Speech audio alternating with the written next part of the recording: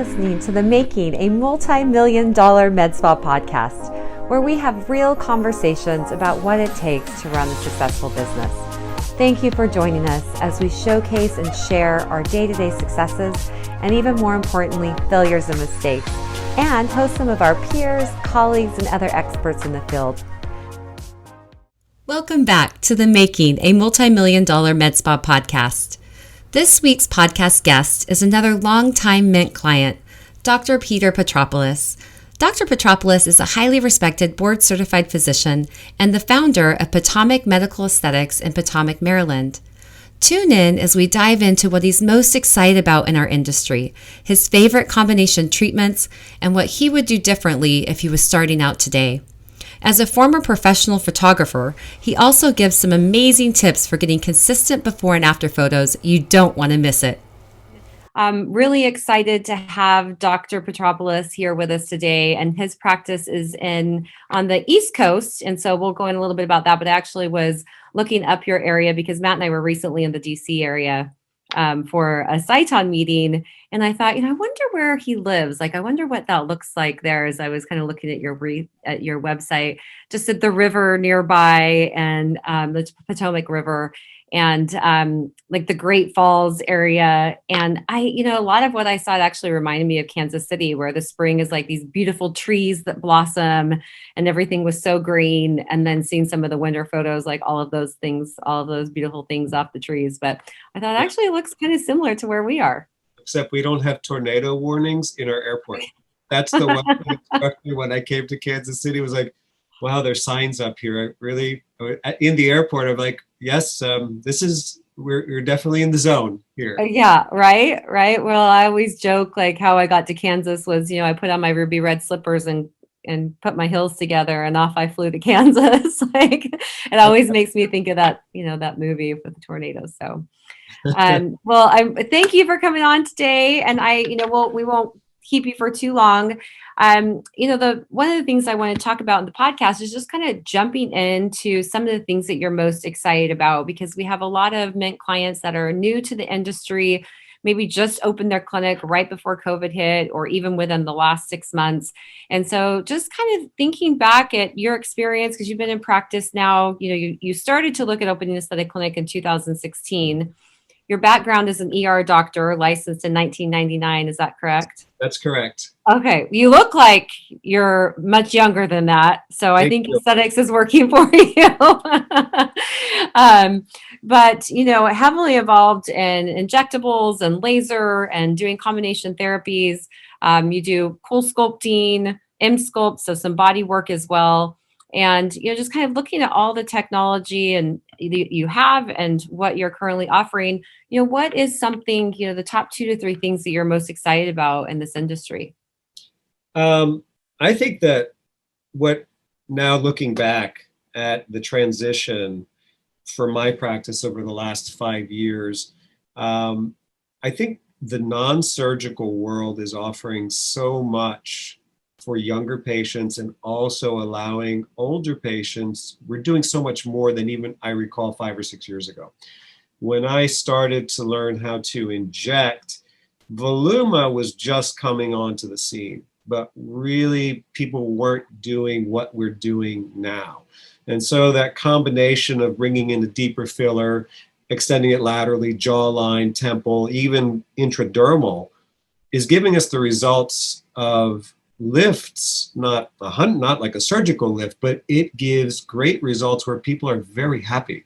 Mm-hmm. And we also have a lot of new fillers on the market that are priced in such a way where we're really able to offer more filler at a discount relative to historic offerings. So fillers have come a long way. The laser procedures that we have in the fractional with BBL combined with RF and radio frequency is really neat, what you can do to transform a patient from someone who looks tired and somebody who looks like their skin is not in good condition.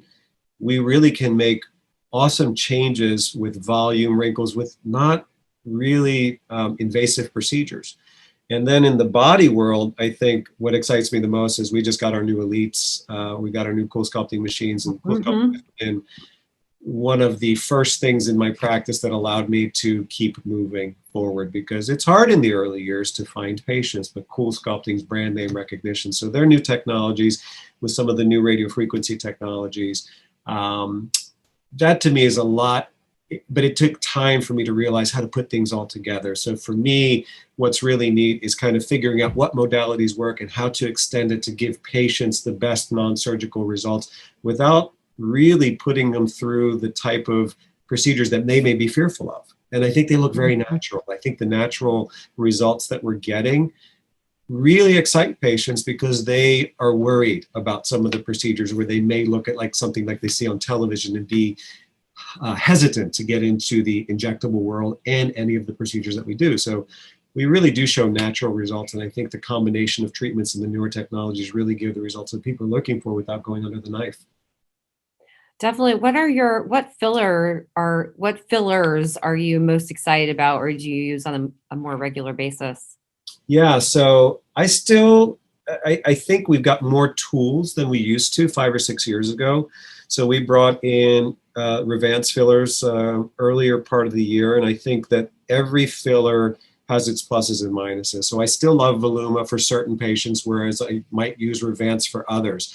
But I can still find a lot of overlap where I can bring in a more cost-effective filler, because to me, the biggest hurdle in fillers is not knowing how to inject them. It's getting patients to overcome the fear of budgetary need for 5 and 6 syringes. There's only so much you can do with 1 or 2 syringes on a 50 or 60-year-old.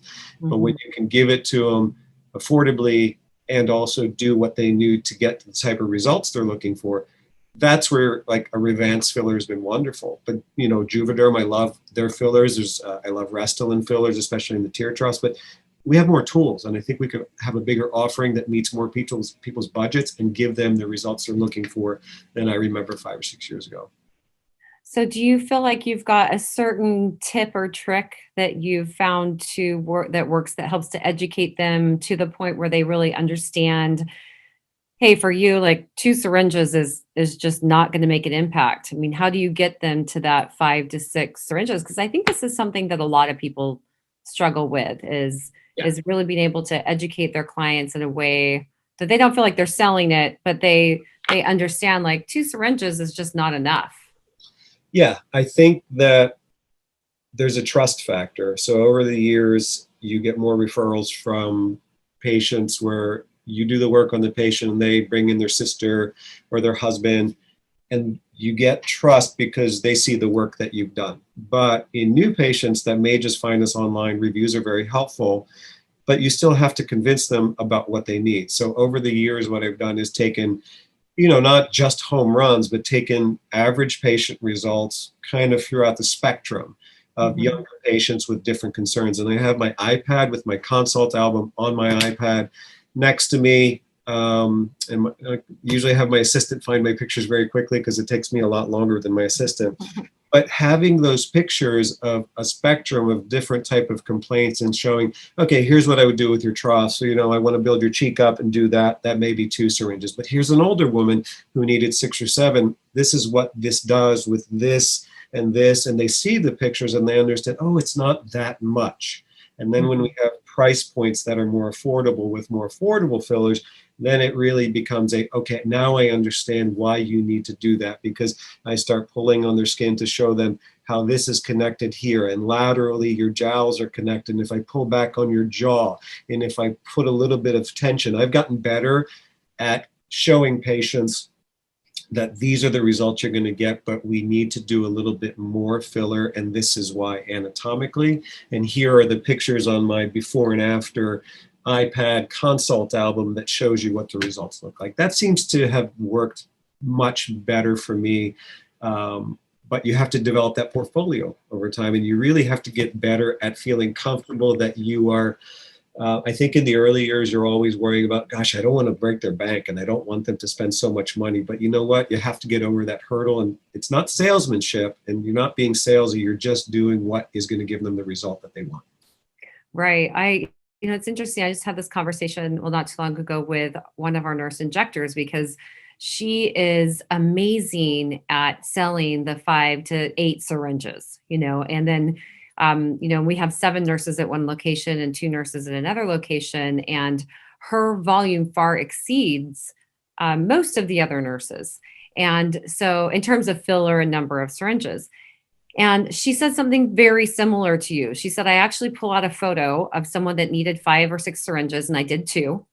And then I pull out a photo who needed 5 or 6 syringes, and I did 6. And I show them side by side. Here's the 2, here's the 6. And she goes, it works every time, because then they can see it visually. And you're doing the same thing in your consultation and showing the photos. But for her, she just said, and she may show more than that, but I thought, that's so smart, because sometimes it's hard for them to envision what a teaspoon or what one syringe really can do. But to be able to show them, I think, is so powerful. I think I need to add the part about here's inadequate amounts. I got to go back to the early days. I think that's really, really smart. But I think the photography has to be done properly too. Mm-hmm. And that's another selling point, because I see my nurse injector is like she could sell to anybody because she's really good. And her clientele is a little bit different than mine. I think they like a bigger result. Mm-hmm. But I noticed that her photography might be, so she's like, my pictures aren't good. I said, well, here's what you got to do. Back away from the person so you're not right on top of them with your iPad. But to me, what really translates into the conversion of patients' understanding is when we do a 45 and a side angle. So we're looking at it from different directions. And then with animation, it's what Allergan says, mm-hmm. where you take it from different angles. But head on, sometimes you'll see the difference. But if you do a 45 and you see the change in the curve of the cheek and a little bit of jawline, good photography and having those befores and afters with the amount of filler, I think that's what's working for me. Do you have a background in photography? I do. Okay. I was like, I think I did see that. And I was thinking, that is a unique combination for our industry, because I know that both of our clinics, we use the Vizia system, but I'll tell you, like, body photography, even with the Vizia, but off the Vizia, it's one of my pet peeves is our own photography. And we really try, but I am super critical of it because I know everyone else is critical of it. And I really want people to believe in the honesty of the photo, that they see the photo and they truly believe the result, and it hasn't been photoshopped or doctored or anything like that. And so I'm interested. So any other tips on taking photos? I think what I heard in one of your recent podcasts is really the same thing, I would say, because in the 90s, before I was practicing, that was while I was in school, I had a commercial photography business. So I did a lot of portrait work. I like my race car work the best. That was the fun stuff. But I did stuff to make money. About that. Yeah. Yeah, that was a lot of fun. You did make a very good point in one of your videos that you want to set it up in such a way that it's reproducible. And so I've noticed in vendor photography that their photography can vary, because I've noticed in your pictures there's reproducibility, and that's what's key to making believability in the photographs. Mm-hmm. But vendors will have a side-lit photograph as the before, and then they do a direct flash. I'm like, of course it looks better because you've taken away the shadowing.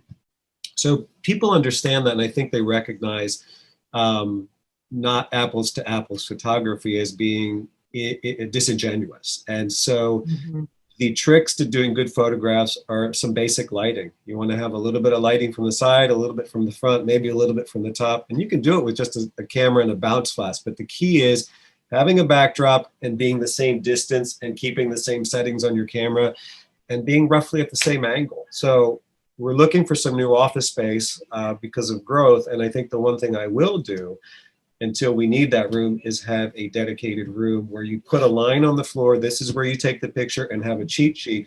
This is what the camera settings are, or set it up in such a way where my strobes or my lights are never touched and we get the same pictures every time.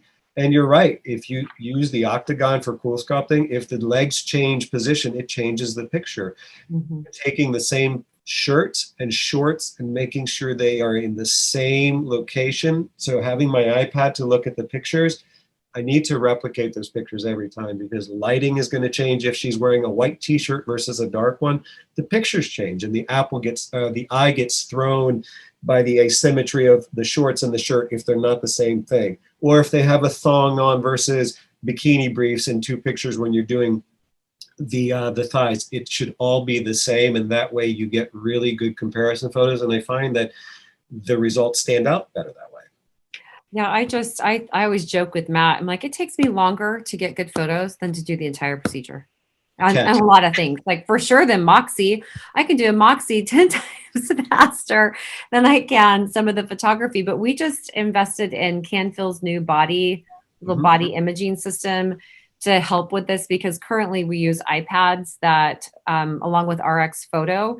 And just like you said, the lighting changes, whether it's based on what the client is wearing or the amount of light that's coming through the window at that moment of the day. And we bought this little pop-up photo booth off of Amazon, a little black box, well, a big one, you can stand in it, and with the cool sculpting piece on the floor to try to manage the lighting, which it was really inexpensive and not very large. You can fit it in a lot of spaces, but just to try to get better, and also to make it faster, to have this set up to where our team walks in, they've got the space, it's all set up, take the photo, so that that we get quality photos that really can show the results, and it doesn't take all day. And I think a lot of it has to do with how you train your staff, because I think reproducibility has to be on just standard operating procedure. Staffing has been really tricky, and you can find great people, but oftentimes what is something that's indelibly etched in your mind as this is so easy to take these pictures, it's not easy for everybody else. So for me, I have to have it as a step-by-step in the room, a little checklist. And I think I love that. A busy practice that sees the volume that you guys do, there's probably so many people doing it that your variables are going to be in the human being. Just like when we use a massage on Cool Sculpting versus Z-Wave, you're taking away the variability of manual massage versus the same thing. The same holds true in any photographic endeavor. You've got to make it the same every time. But when there's a human trying to make a decision that's not written out for them, you're going to see that it's going to change over time. But it will make it faster too. You're totally right about that. Yeah, I think definitely the protocol, and then also just the equipment. As even if you spend, to your point, like you don't have to spend anything, just the distance, the right lighting, just put your it on phone or camera. Yeah. Put the camera on a tripod. That way it'll never change. The height will be the same. And that's 90% of the battle right there. Definitely. And I think for us, it's in the body work, whether it's Cool Sculpting or M-Sculpt, or, we've brought on Quo, the injectable for cellulite. And we did Selfina for a time. And it's just, especially with those photos, because women and men, but, like turning around and looking at yourself in a mirror doesn't happen as often as like putting my makeup on and looking at in the mirror every single day to like try to figure out how to get that before and after. It's just more difficult. So I think for us, I'm always like, how can we get a better quality photo? Because it's sometimes if the lighting comes from overhead before treatment, you don't have that same lighting after treatment. They have cellulite, or vice versa. It creates cellulite or gets rid of it. So I tell you, so that's really a super cost-effective approach, because I think that your practice is a different practice than most practices. The easiest way, I think, to get great pictures is with an inexpensive, like a Canon SLR, like a $300 or $400, not a point and shoot, but with a flash that can tip to 45 degrees. It's got a bounce flash built in, and it does direct with one of those inexpensive black backdrops in the background. Probably less than $500 or $600, but the reproducibility of that is really good. And that's all I do day to day is a black backdrop. I mean, if I had a studio room, that's what I would do first and foremost. But I think most people don't have that luxury to have a dedicated room, especially in the early days. But it could be a very simple setup. And I think that Cool Sculpting, definitely some of the vendors complicate it by trying to put wall mounted. Nobody's really going to do that. I think you got to find a solution that's reproducible, quick, and also gives really good results. And I think that's what's really easy for me, and it works pretty well. I love that tip. Thank you. Yes. Yes. So you also have to come to Kansas City to help with the setup. Yeah, come on over. So you mentioned also something just being excited about is putting together combination therapies. So if you had to choose your favorite combo treatment, what would that be? BBL Halo, except for melasma. Now I'm starting to really like the idea of BBL and Indiba with radio frequency. I think Mm-hmm. there's so many things that I didn't do 5 or 6 years ago because it's really, you're just learning basics when you're first starting. It's hard enough to get really great Botox results. That takes time. Mm-hmm. But now I look at patients with the same concerns that I may have not been able to really think outside of the box back then. And now I'm thinking, okay, let's do this with some jawline. Let's do some textural resurfacing with a combo of BBL Halo or Moxie. Mm-hmm. And having Moxie now gives me the Halo Light, Mm-hmm. which gives me the less trepidation about being beaten up for 5 days, because that was a big concern with Halo, but it gives us a middle ground and it's so quick. Mm-hmm. I feel guilty taking money for something that's so quick. It's kind of fun with Moxie. It's so It's quick. amazing, isn't it? Yeah. And it's so easy to get a really nice result. But when you start to think about, okay, textural changes, color changes, and deep tightening, bringing it all together, yeah, it's a budget issue for a lot of people, but it gives you the ability to deal with more of the problems, especially down in through here, that give us bigger results than just sticking to one technology. And I learned yeah. I was just saying, what do you think helped you put it all together? I mean, so going in the early days of like kind of individually learning, I mean, was there? Yeah, honestly, I think one of the biggest growth curves for me is watching videos, because you can only do so much. And I think that the one thing I would have done differently, and it's hard because no one hires MDs to train them. So it's different, right? So if I would find somebody who's new to the industry that's thinking about owning a practice, I would tell them, okay, there are some places where you can probably hit the ground running, but it's hard in the early days to be good without really getting some experience. So I would have loved to have gone back and find somebody that was looking to train me so that I could build both a clientele and build my skill set, and then move out independently, because you really have to work hard to fill the voids in the early years. But learning from somebody else that knows what they're doing is a huge advantage. And now what I have in my office that's really made me think differently, because it reminds me of when I was working in the ER. I always had a colleague when we had something difficult. Hey, what would you do? What would you do? You always had the luxury of your equal talking to you about how you would handle a situation where it wasn't black and white. I have an amazing injector that has 13, 14 years, plus she worked in plastics. And so she looks at things differently in some ways than I do. But when we start powwowing and thinking about how you handle this and how I handle it, we learn from each other. And I think it forces you to extrapolate and try different things from what they do.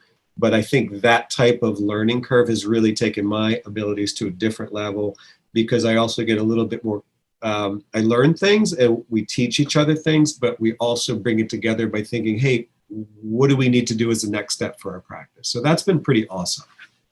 Yeah, I think somebody bounce ideas off of. Definitely. And I'm constantly, you know, I talk to our team, I'm like, we're just so lucky because we have such a great team and so much experience. And so many of the clinics that I work with on the training side, they have no one.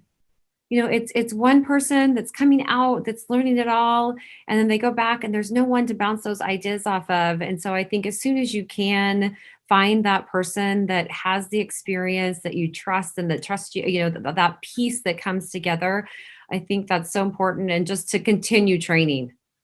You know, I just worked with a clinic that had had their Cyton laser for 6 years and had never gone to one day of training.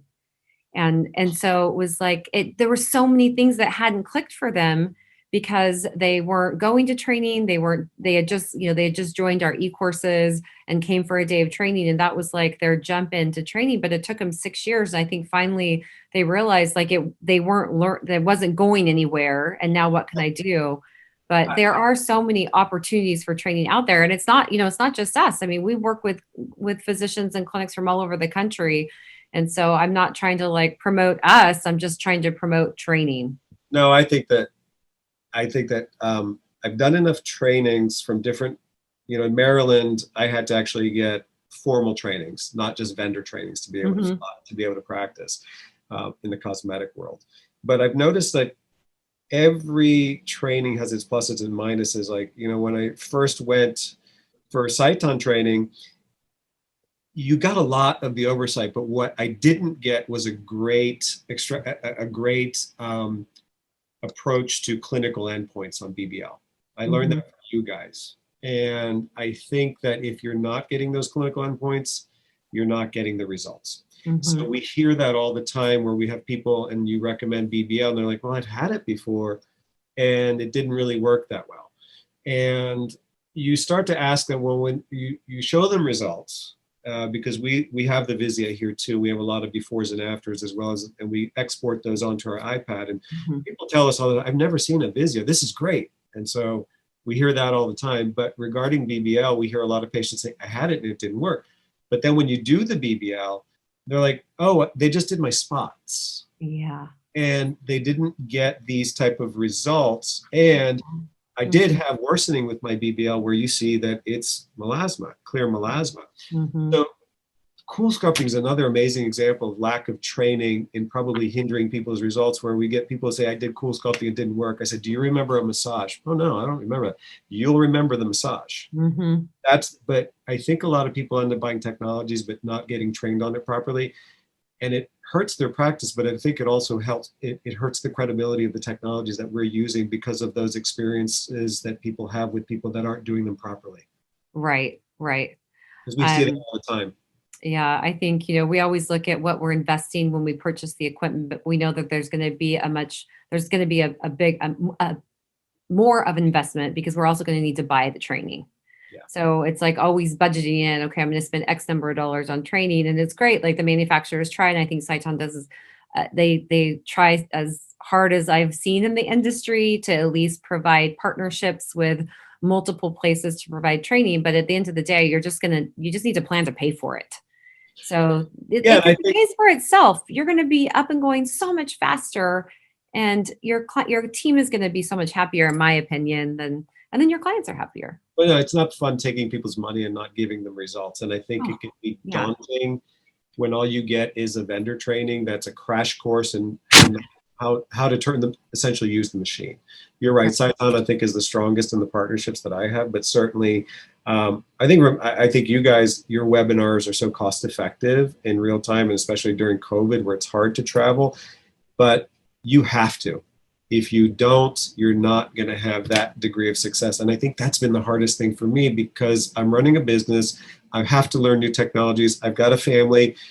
There's not enough time in the day to really do everything you need to do to be the best. But it takes time to recognize that you've got to make those investments and maybe get really good at what you offer and not try to have every technology under the sun.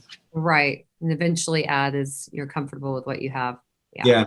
But the ongoing education is really neat. And I think that in my PRP world, we have weekly webinars where doctors are always, and nurses and NPs are always like bouncing ideas off each other. But that constant bombardment, it's academically stimulating for me to hear how people are doing.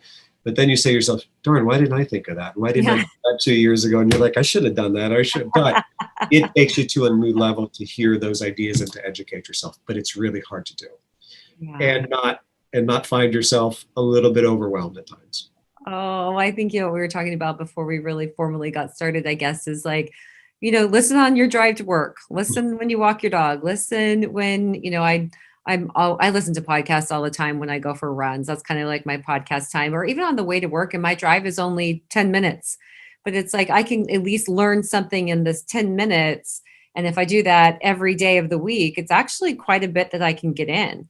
Yeah. So I use that little bit of time as well. So any other tip you would have for success? Like if, I know there's lots of tips, there's lots of ways you could go with that, but, looking at how you got started in the industry and your growth along the way and making it through COVID and adding new technology and all of the things that got you to today, is there any specific tip or two that you would say has just made the biggest impact? I think that I understand why so many businesses go belly up so quickly, having a real business now.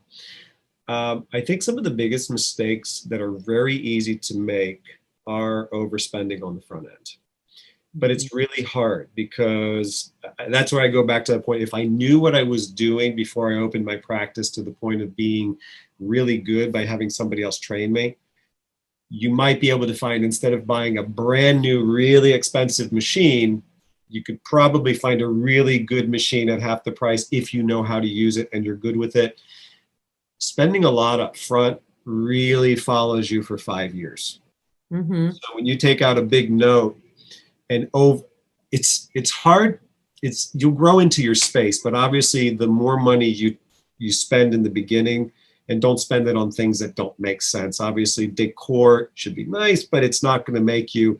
And you really need to pay attention to the dollars that you're spending on the front end and not overdo it, especially if you're a new practice, unless you've got a lot of personal reserves.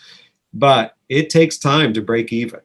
Mm-hmm. And so it's a very daunting proposition when you look at the money of how much it takes to open a practice and to pay yourself a salary for going to work every day.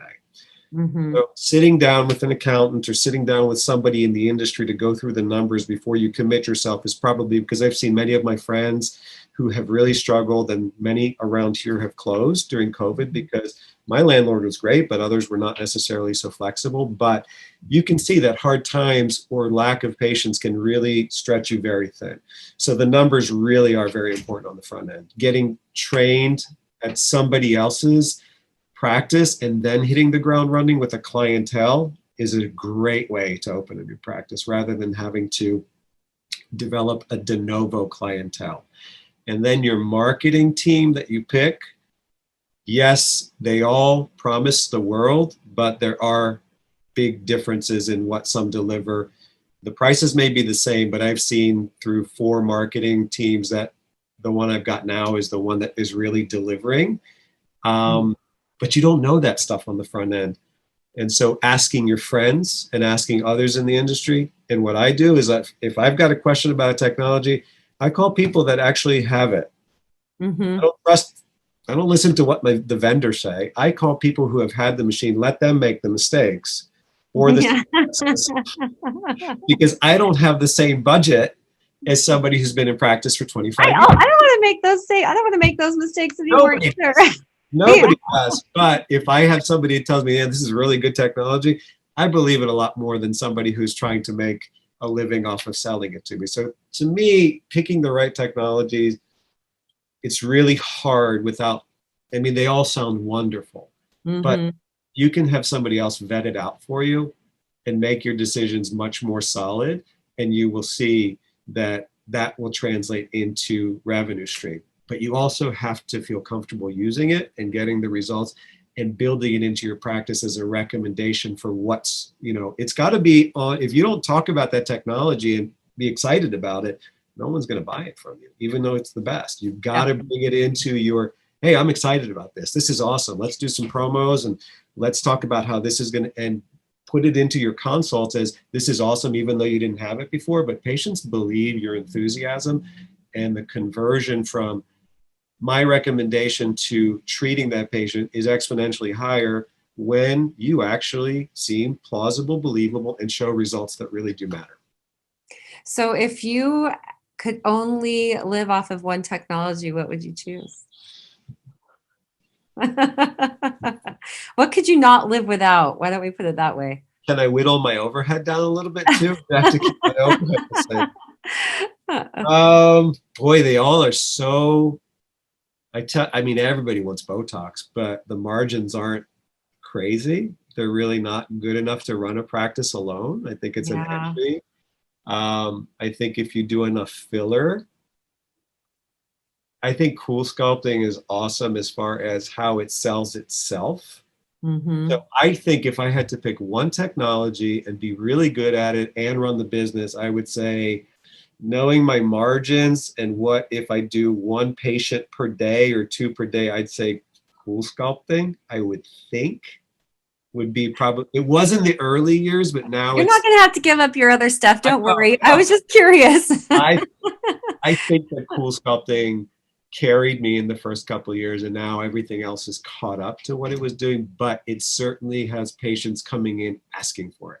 Mm-hmm. Same as M-Sculpt. M-Sculpt's been pretty good to us. That's great. I mean, People know it. But you've mm-hmm. got to offer it at a reasonable price, just like Cool Sculpting, but you've got to show better results than the big box store competitors in your backyard. And you've got to give that customer service that everybody responds to. I remember Matt told me a long time ago, people may not know a great result, but they know great service. But if you can do the two together, you're going to be successful. Mm-hmm. Couldn't agree with that more. Yeah. That's why I married him. You know, Yeah. I kind of think he's smart. And he's really tall too. So Yeah. and good hair too. Oh, well, I'm not that tall. I can even wear heels and I can't catch up, but you know. Yeah. All drink the water. Yep. Oh, well, so I thank you so much for being on today. Is there anything that we haven't discussed that you'd like to share? I don't. I think that I look back at it as it's been a lot of fun. And I think the best part about making a transition from conventional medicine into aesthetic medicine has been you learn new things again. And that's where my wife's a nurse practitioner. And I really sometimes look at nurses. NPs are a little bit more, they're definitely more focused because they have to get specific training. Mm-hmm. But the fun of being a PA or a nurse is that you can maybe do one thing for 5 to 10 years and do something else. After 20 years of practicing in the ER, I was really good because you have to be. You're constantly educating yourself. But after 20 years, you're like, been there, done that. And shifting over into learning about new things gets you excited again. Mm-hmm. And it makes you really grateful to be a physician and a healthcare provider because you're learning about things that you haven't looked at in years. And it brought back a variety that I hadn't had in a long time. Mm-hmm. But it has been a lot of fun. It's been scary at times. I've always had a fallback. I can always go back and practice regular medicine, but it's been a lot of fun. And I think that the fun part for the next 20 years or however long I decide to work, because I'm in my 50s now, so it's not too much longer to retirement. But now you can. You were bleaching your hair. I am. It's platinum, but it's the lighting. It's really blonde. It's just the lighting. Okay. All right. Yeah, but I do it for a fact to get credibility. But I think now it's fun to be able to teach people how to do stuff. And now I understand that you have something to offer when you have experience and you can help people not make some of the same mistakes that you made on the front end, as long as they're not in your backyard. No, I'm just kidding. Yeah, well, I think, even coming on in here and sharing and being so honest and, I oftentimes I speak with clinic owners and they're just like, there's, nobody wants to give me their secrets. Like everybody's so close-lipped about specific settings and things like that. And I just don't understand that, I mean, obviously I don't want to, we've got someone a competitor in our building, and so I don't necessarily, that's new. That's new. Yep. In building in Leawood? Yes. Yes. On Ash Street right there? Yes. Uh-huh. You have an aesthetics practice right there? We do. Our landlord added our lease to a competitor. No way. Yeah, but we've recently bought a building, so yeah, so we're going to be moving. Not in the near. I mean, it's going to be a little while, because our lease isn't up here for a while. But that's fine. We've got plenty of time to make all that happen, so that works out great. But yeah, I mean, I hear people saying that all the time, and I definitely get the sense that there's a lot of. I think that. I've definitely seen it. I think our Maryland legislations where non-core MDs have to go through a lot of hoops to be able to practice non-surgical cosmetic medicine was established by our local derms and plastics that wanted to make sure that the market stayed tight. Mm-hmm. I honestly believe that, yes, it's when you're struggling to get ahead, you look at, well, I don't want to give up any secrets, but I think if you do it well, and you maintain your integrity by giving really good recommendations. I think what some patients respond to the most is when they want to do something, I don't think that's going to be good for you, or if you are honest with them, especially some of the PRP procedures I do that might not help, they actually respect you more for telling them what you shouldn't do rather than just taking their money for something that may not be a great service for them. Absolutely. But, yeah, if you do the right thing, I think there's enough of a market for everybody. And I think the ones that aren't really doing the best job and not really offering, I guess, the best approach to their patients, they're probably going to struggle. But if you do it well, your biggest issue is going to be finding staff to expand, which is a great problem. Yeah, That's a hard thing. I agree. I mean, I couldn't agree more. I think our industry, there's just so much growth to be had. I mean, there's so many people right here in this little area of Kansas City that don't even know about aesthetics yet. And I think that's nationwide. I think maybe more on the East and West Coast, things have been there longer and there's probably a higher level of education to some degree. But, it's to your point, like offer great customer service, get great results, and your clients are going to stick with you. Follow up with your patients. If they had a decent procedure, call them the next day.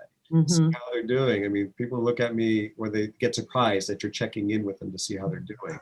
I think the untapped segment of our market right now is we're still practicing in a lot of ways like we do in conventional medicine, where we're treating symptoms when they arise.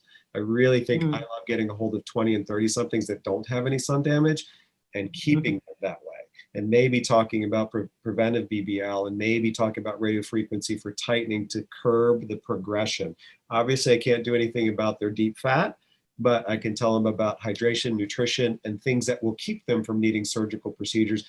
And that's a long-term maintenance revenue stream, plus a great longitudinal relationship that you develop with patients. And to me, what's fun about this is getting to see the progress over the years.